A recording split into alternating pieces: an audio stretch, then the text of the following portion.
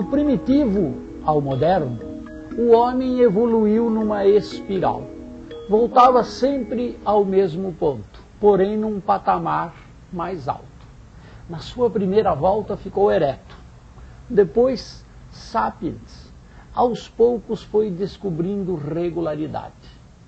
Nasceram assim as suas religiões, as artes, a ciência, a matemática.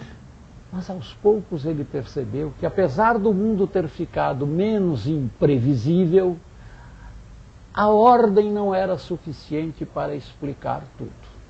Ora, é uma bem comportada equação matemática que se caotiza.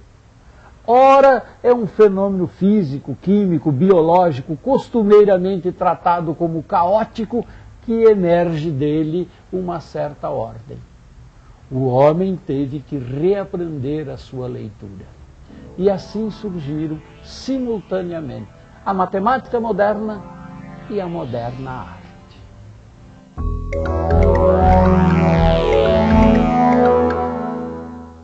No início tudo era escuro, fez-se a luz. Luz onde tudo começa, o universo, o nascimento, a ideia do artista. E você, tem ideia do que se passa na cabeça do artista quando ele está criando? Eu acho que o processo de criação de todo artista é como um processo de elaboração onírica. É muito fácil a gente saber o seguinte: ninguém sonha o sonho que quer. As tentativas de indução do sonho são fracativas até hoje. A coisa acontece muito nessa fronteira, nesse limite entre ordem e caos, né? Eu acho que, na verdade, é uma espécie de passagem contínua, né? Ou de alternância entre esses dois campos. Eu acho que as melhores ideias que a gente tem é quando tem essa vagância, assim, um pouco antes de dormir, um pouco antes de acordar, sei lá, olhando uma parede vazia. Eu acho que o que me interessa, assim, individualmente, em relação à arte, é exatamente esse momento que a ideia passa pela primeira vez na tua cabeça e completamente informe, completamente... né? Nós não fazemos o poema que queremos. Então é preciso colocar à disposição da poesia. Eu acho que a diferença do artista para não artista hoje é só o fato dele se deixar à disposição da poesia, se deixar à disposição desse não saber. Tem esse momento, assim, onde tudo se encaixa.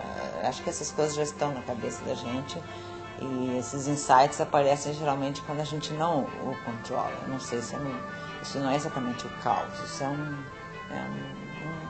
uma coisa em suspenso, assim. Ele se deixar à disposição desse caos que a linguagem é capaz de produzir. E nessa sese faz parte dessa sese a leitura, a informação, a cultura e, sobretudo, a preguiça.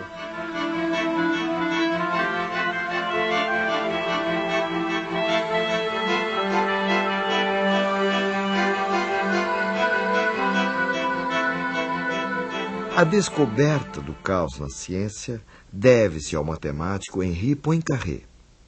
Em 1887, o rei Oscar II da Suécia propôs um prêmio a quem respondesse à pergunta: seria o sistema solar estável?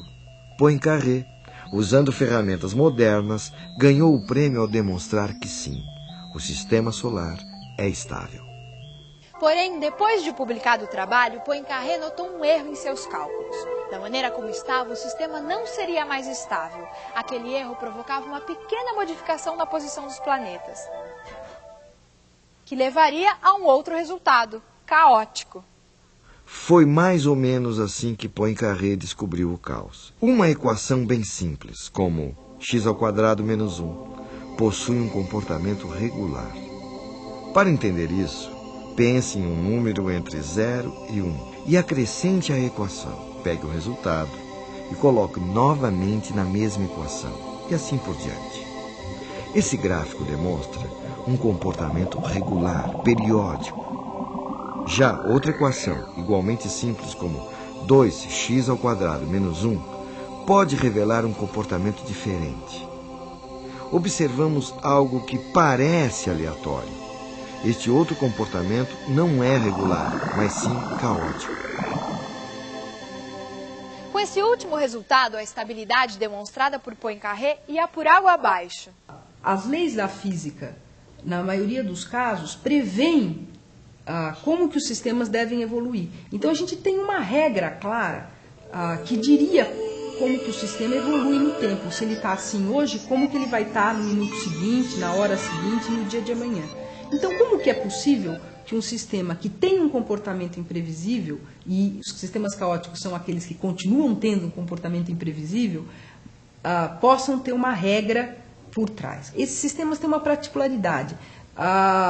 Se você coloca o sistema numa condição praticamente idêntica, mas não exatamente idêntica do que estava ontem, essa minúscula diferença, praticamente imperceptível a medidas e observações comuns, tem uma influência catastrófica, decisiva no resultado do sistema, no comportamento do sistema. Então, o que acontece? Você tem uma evolução no tempo imprevisível. Não porque ele não tem uma regra para evoluir, mas porque você não consegue precisar completamente como que ele está começando a se movimentar. Quer dizer, se eu reproduzo uma experiência aqui, coloco um determinado pêndulo, uma determinada característica aqui, uma borboleta bate as asas lá, a minúscula influência que o vento causado, as modificações nas condições atmosféricas causadas por esse movimento da borboleta vai acabar tendo um efeito drástico no movimento do meu corpo. Então, como eu não consigo nunca prever todas essas coisas ou incorporar tudo isso no sistema, eu, na verdade, perco a minha capacidade de prever o comportamento do sistema no futuro. Então, são esses tipos de sistemas imprevisíveis que são chamados de caóticos em física.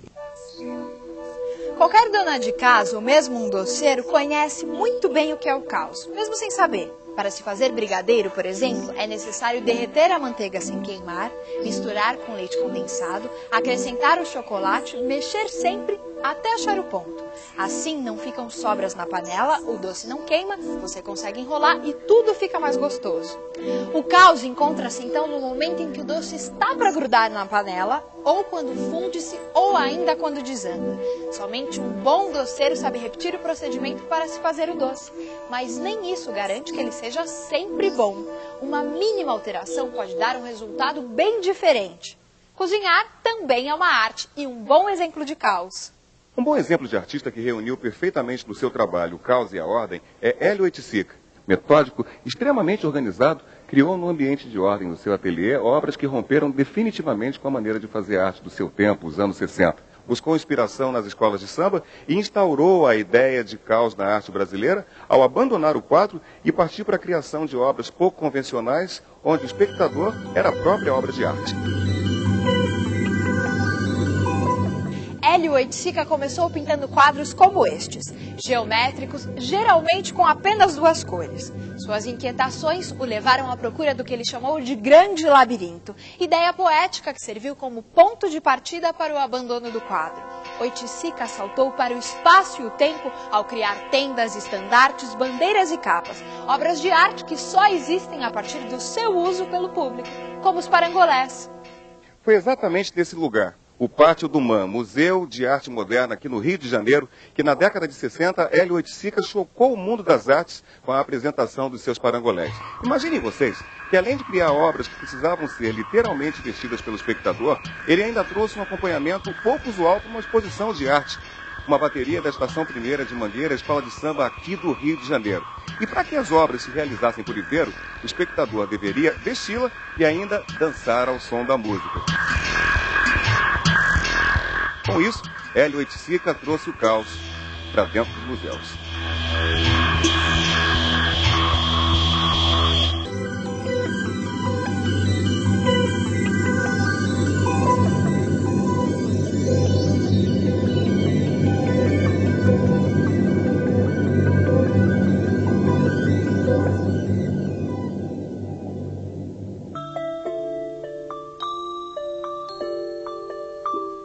Eu queria fazer algo que começou a pulsar dentro de mim, exprimir essa pulsação. E eu já estava com 22 anos, já tinha deixado a economia, os estudos de economia, para me lançar na arte. Bom, então a minha visão da arte era outra, e eu fiz o que eu achei que deveria fazer. E a partir do meu lado particular, digamos, de dinheiro, de poder aquisitivo para comprar materiais e da realidade nossa, terceiro mundo, Brasil, América Latina, eu agarrei-me a essa possibilidade de qualquer coisa eu poder trabalhar, exprimir. Nesse ponto, o que acontece é que isso para o mundo mais formal passou a ser um caos. Não era o caos que eu queria introduzir no sistema, eu queria introduzir a minha maneira de ver as coisas, a minha maneira de me exprimir. E eu penso que esse caos é inerente à criação, né? Porque realmente como determinado onde vem a criação, existe uma teoria que determine como criar, como fazer, como ser, qual é o gesto, não. Me ofereceram esse espaço, eu pude me exprimir como quis e bem entendi, dentro de uma matemática caótica, mas que tem uma coerência. O que é o caos? O que é a ordem?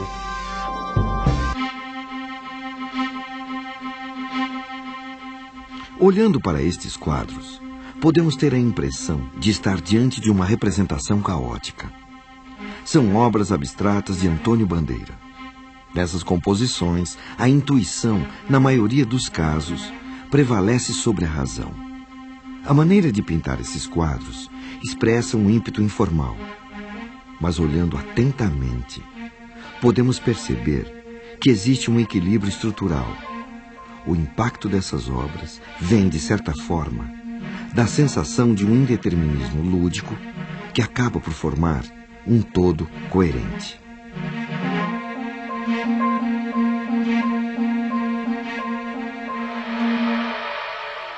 Esse movimento artístico ficou conhecido como abstracionismo. Era uma das novas formas de expressão do modernismo e tinha duas principais ramificações. O abstracionismo geométrico, diretamente ligado à razão matemática, e o abstracionismo informal, em que o artista parte de sua expressão sensível e intuitiva.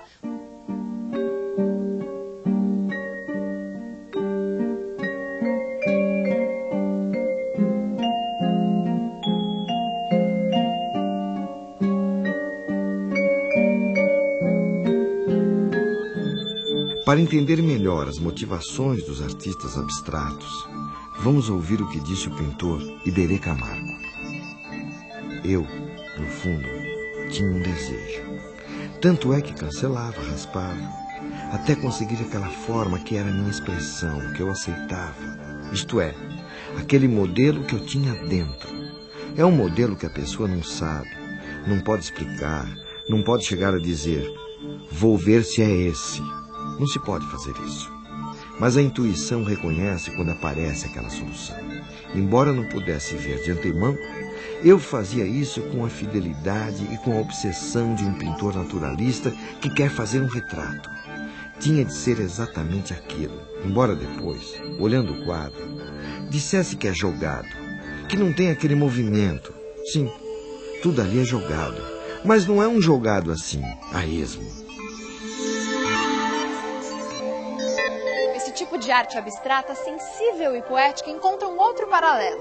Por exemplo, nas obras de Tomiotaki, um belo casamento entre intuição e formas geométricas. Observem a semelhança desses trabalhos de Tomi e as fotos tiradas pelo satélite Hubble. Curiosamente, ela pintou esses quadros anos antes dessas fotos serem feitas. Artista e cientista, através da intuição e da técnica, eles vão dar forma ao vivido e ao imaginado. Então nós temos um processo que vai desde o sem forma até a forma final, fixada nesse objeto de arte ou nessa teoria científica.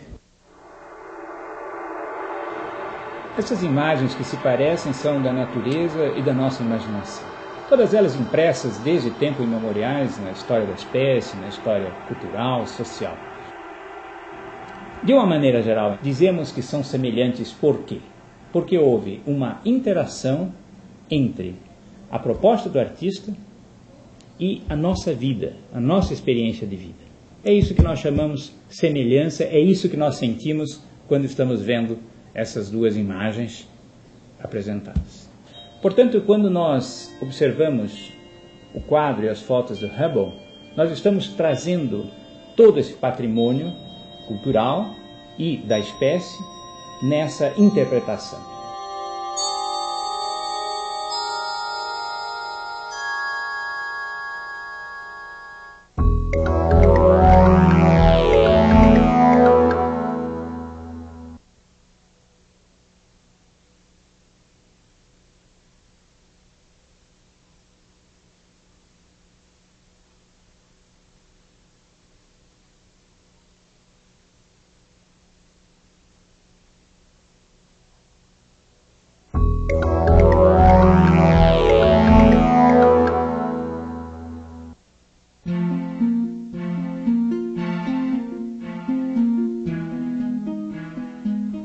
O trabalho do retratista é arte.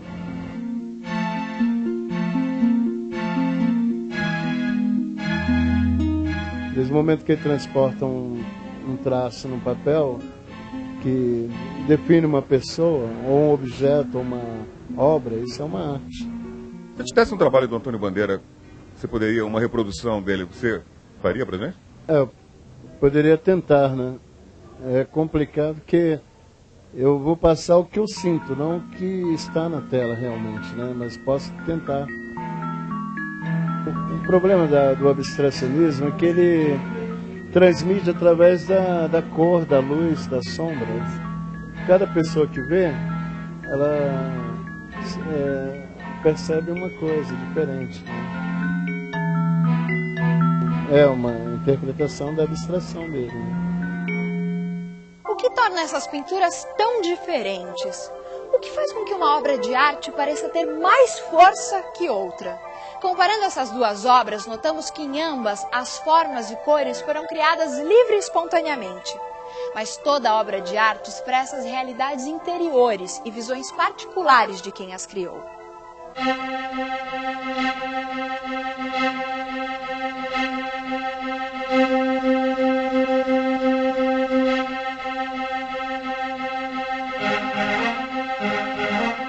É mais fácil entender uma fotografia ou então a pintura de um rosto, né, do que no contexto, né, geral, misturado nas entrelinhas, né? O público ainda aceita mais a arte figurativa, por quê? Porque ela facilita a associação, né? Ou seja, você olha para a figura de uma pessoa, você sabe que é uma pessoa. Porém, se você olha para uma imagem abstrata, ou lírica, ou geométrica, não importa, ela requer de você um outro patamar ou melhor, uma outra relação com a obra. A arte mais fácil da gente entender ou identificar com os sentimentos que a gente está mais acostumado seria a figurativa, porque é o que você, com as coisas que você lida todo dia, com objetos, com que você usa na tua casa, ou que você talvez vá comprar. Geralmente o abstrato acaba não agradando tanto, é mais difícil, exige um nível de percepção assim, mais sensível da pessoa, a sensibilidade um pouco maior. Às vezes a pessoa olha e acha que é só um monte de pintura embaçada, né? A preferência do gosto pelas obras figurativas e realistas é bastante natural. Todo mundo gosta de ver em quadros aquilo que é agradável ver na natureza. Além disso, artistas como Michelangelo contribuíram para formar o gosto dos admiradores das artes nesse sentido. Em uma de suas principais obras, O Teto da Capela Sistina, no Vaticano, o artista italiano retratou no século XVI a história do Gênesis bíblico. Neste painel, vemos Adão recebendo vida física e espiritual de um Deus rodeado por anjos. Notem os corpos de Deus e Adão, retratados como homens fortes e vigorosos. É o resultado de um profundo conhecimento de Michelangelo da anatomia humana e da admiração pelas artes gregas. Tamanho foi o impacto das obras de Michelangelo que durante quase 3 séculos artistas de toda a Europa pintaram à maneira de Michelangelo, movimento artístico que ficou conhecido como maneirismo. Foi nessa mesma época que viveu o físico e astrônomo Galileu Galilei.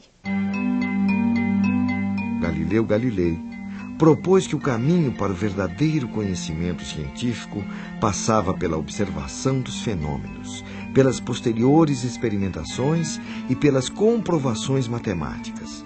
Era o nascimento do moderno método científico. Suponhamos, por um momento, que não exista a gravidade. Assim, qualquer projétil seguiria uma trajetória em linha reta. Mas a gravidade, de fato, modela o movimento de um projétil. A maneira como isto ocorre é mostrada na lei da queda dos corpos, de Galileu. O que realmente acontece é que a bala de canhão cai continuamente, seguindo uma regra onde, a intervalos de tempo sucessivos, correspondem o quadrado de números inteiros. E foi com Galileu que a matemática passou a ser reconhecida como a linguagem da ciência. A partir daí, o mundo passa a ser concebido como um relógio, uma máquina em perfeito funcionamento, como o universo concebido por Isaac Newton, onde os corpos se encontram no mais perfeito equilíbrio proporcionado pela força da gravidade. Estudando os trabalhos de Galileu, por exemplo, Newton demonstrou como a Lua orbita ao redor da Terra. Imaginando uma bala de canhão sendo atirada do alto de uma enorme montanha. Existe uma velocidade para a bala de canhão a partir da qual, quando arremessada, jamais atingiria o chão. Em outras palavras, a bala estaria em órbita, como a Lua. Deslumbrados pela possibilidade de explicar todos os fenômenos naturais através das equações e de leis imutáveis, entusiastas chegam a ver na nova ciência um novo Fiat Lux. William Blake, poeta e pintor, critica essa postura dos novos cientistas ao retratar Newton como um titã que busca a verdade das coisas na matemática, mas que é incapaz de olhar o mundo ao seu redor, que se mostra frio e nada luminoso como este céu. Mas descobertas da física do início do século XX mostraram que as ferramentas usadas por Newton e Galileu não eram suficientes e lançaram uma nova luz ao mundo do pensamento. Veja só o que disse o físico alemão Werner Heisenberg em 1958. Os cientistas estavam diante de um novo quadro, onde as respostas encontradas não se encaixavam às perguntas habituais. Ao invés de buscar novas respostas, era preciso encontrar novas perguntas. Os físicos aprenderam a fazer as perguntas corretas. E fazer a pergunta certa é, frequentemente, mais do que a metade do caminho que conduz à solução do problema. O universo do átomo, por exemplo, ao contrário do sistema solar, não funciona como um relógio. É um mundo em constantes mudanças e repleto de incertezas. Por exemplo, numa explosão de uma bomba atômica, existem átomos que se desintegram como o átomo de urânio.